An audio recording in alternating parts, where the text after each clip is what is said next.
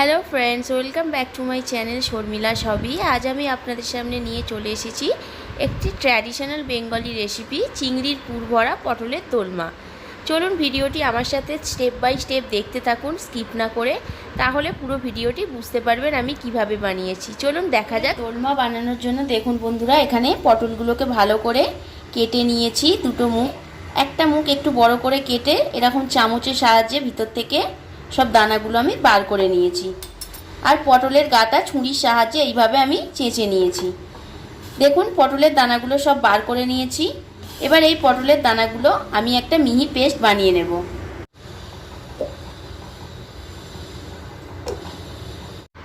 একটা frying pan এখানে বসিয়ে নিয়েছি। এবার এতে দিয়ে দেব বেশ কিছুটা সর্ষের তেল। তারপরে পটলগুলো হালকা করে ভেজে নেব। দেখুন হালকা করে পটলগুলো ভাজা হয়ে গেছে। এবার একে একে পটলগুলো আমি তুলে নেব।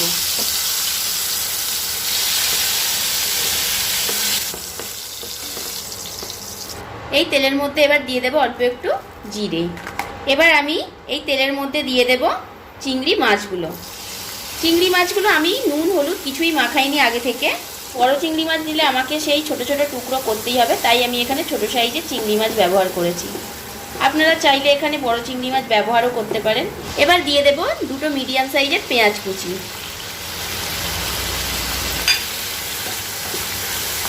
পেঁয়াজ আর চিংড়ি মাছ দেখুন হালকা লাল করে ফ্রাই করা হয়ে গেছে। এবার এর মধ্যে আমি দিয়ে দেব 1 চামচ আদা রসুন বাটা। আমি এখানে আদা রসুন একসাথেই বেটে নিয়েছি, আপনারা চাইলে আলাদাভাবে এখানে বেটে ব্যবহার করতে পারেন। এবার আমি এর মধ্যে দিয়ে দেব 1 চামচ টমেটো বাটা।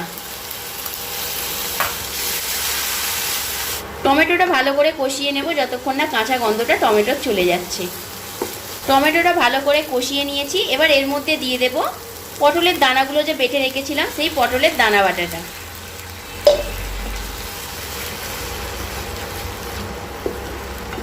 এবার এটাকে ভালো করে কষিয়ে নেব। এবার এর মধ্যে দিয়ে দেব কিছু গুঁড়ো মশলা।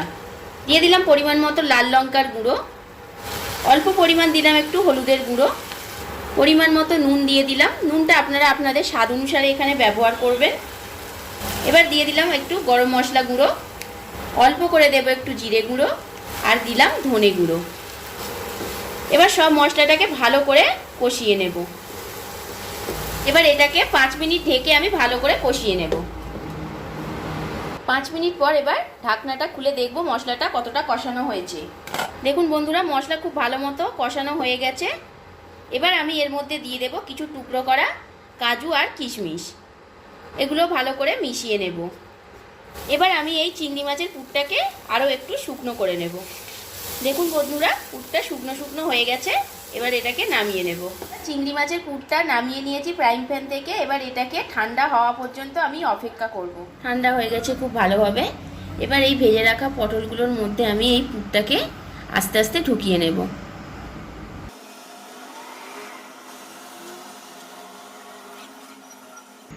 দেখুন বন্ধুরা, এইভাবে পুরটাকে ঢুকিয়ে নিয়েছি। বাকি পটলগুলোর মধ্যেও আমি এইভাবে পুরটা ঢুকিয়ে নেব। দেখুন বন্ধুরা, প্রত্যেকটা পটলের মধ্যে আমি পুর ভরে নিয়েছি। চলুন এবার বাকি রান্নায় যাওয়া যাক। দেখুন ফ্রাইং প্যানটা ভালো করে পরিষ্কার করে নিয়েছি। এবার এর মধ্যে দিয়ে দেব আরও 3 টেবিল স্পুন সরষের তেল। ফোড়নে দিয়ে দিলাম অল্প একটু গোটা জিরে। এবার দিয়ে দেব দুটো মিডিয়াম সাইজের পেঁয়াজ বাটা।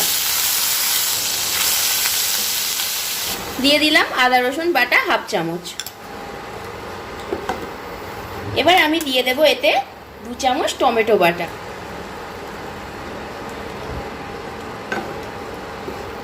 টমেটো আর আদা রসুন এবার ভালো করে কষিয়ে নেব। যতক্ষণ না টমেটো আর আদা রসুনের কাঁচা গন্ধটা যাচ্ছে ততক্ষণ ভালোভাবে আপনাদের এটাকে কষাতে হবে। এবার এর মধ্যে দিয়ে দেব হলুদ গুঁড়ো, দিয়ে দিলাম লাল লঙ্কার গুঁড়ো, ঝালটা আপনারা আপনাদের মতো ব্যবহার করবেন। এখানে দিলাম গরম মশলা গুঁড়ো, দিয়ে দিলাম ধনে গুঁড়ো, জিরে গুঁড়ো, সামান্য পরিমাণ দিলাম একটু চিনি। এটা আপনারা স্কিপ করতে পারেন যদি আপনারা এটাকে পছন্দ না করেন। আর দিয়ে দেব কাশ্মীরি লঙ্কার গুঁড়ো। এবার গুঁড়ো মশলাগুলো এর সাথে মিশিয়ে নিয়ে মশলাটাকে আরও 2 মিনিট ধরে আমি কষিয়ে নেব। এবার দিয়ে দিলাম পরিমাণ মতো নুন। মশলাটা যাতে পুড়ে না যায় তার জন্য দিলাম অল্প পরিমাণ একটু জল। দেখুন মশলাটা ভালো মতো কষানো হয়ে গেছে, তেলও ছেড়ে দিয়েছে। দিয়ে দিলাম এখানে 3 চামচ ফেটানো টক দই।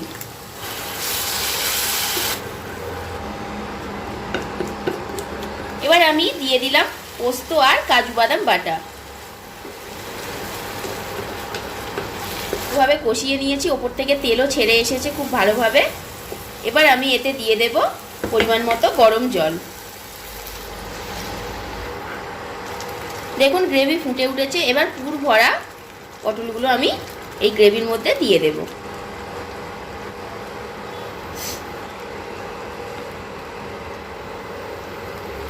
5 মিনিট পটলগুলোকে ঢাকা দিয়ে আমি একটু সেদ্ধ করে নেব। 5 মিনিট পর এবার ঢাকাটা খুলে দিলাম। দেখুন গ্রেভিটা প্রায় শুকনো হয়ে এসেছে। এবার পটলটা কতটা সেদ্ধ হয়েছে সেটা আমি একটু দেখে নেব। একটা টুথপিকের সাহায্যে আমি দেখব পটলটা কতটা সেদ্ধ হয়েছে। দেখুন পটলটা খুব ভালো সেদ্ধ হয়ে গেছে। নামানোর আগে আমি দিয়ে দিলাম 1 চামচ ঘি।